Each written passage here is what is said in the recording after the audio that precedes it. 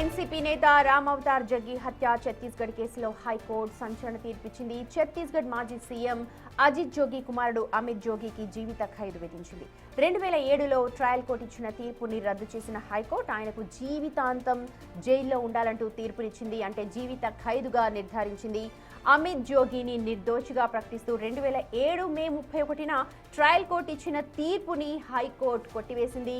సాక్ష్యాధారాలన్నింటినీ కూడా పరిశీలించిన తరువాత అమిత్ జోగిని ఈ కుట్రలో ప్రధాన సూత్రధారిగా గుర్తిస్తూ ఈ జీవిత ఖైదు శిక్షను ఖరారు చేసింది.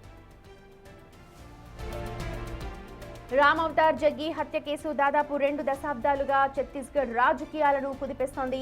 ఈ క్రమంలోనే కోర్టు తీర్పు ఇప్పుడు అత్యంత ప్రాధాన్యతను సంతరించుకుంది. అమిత్ జోగిని ఐపీసీ సెక్షన్ 302, 120B కింద ఇప్పుడు హైకోర్టు దోషిగా నిర్ధారించింది. జీవిత ఖైదు అలాగే ₹1000 జరిమానా విధించింది. జరిమానా చెల్లించని పక్షంలో మరో 6 నెలలు కఠిన కారాగార శిక్షను అనుభవించాలని కూడా స్పష్టం చేసింది. ప్రస్తుతం బెయిల్పై ఉన్న అమిత్ జోగి 3 వారాల్లోగా ట్రయల్ కోర్టులో లొంగిపోవాలంటూ న్యాయమూర్తి ఆదేశాలిచ్చినారు. లేని పక్షంలో పోలీసులు ఆయనను అదుపులోకి తీసుకుని జైలుకు పంపాలని సూచించారు.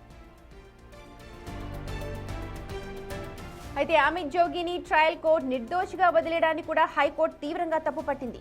మిగిలిన నిందితులను దోషులుగా తేల్చి సాక్ష్యాలను కోర్టు అమిత్ జోగి విషయంలో తిరస్కరించడం పూర్తిగా చట్ట విరుద్ధమనింది.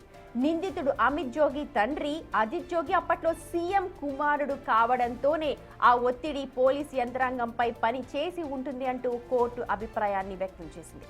2003లో అజిత్ జోగి సీఎంగా ఉన్న సమయంలో రామ్ అవతార్ జగ్గి హత్య జరిగింది. ఇది ఛత్తీస్గఢ్ రాజకీయ చరిత్రలో ఒక మాయని మచ్చగా మిగిలిపోయింది.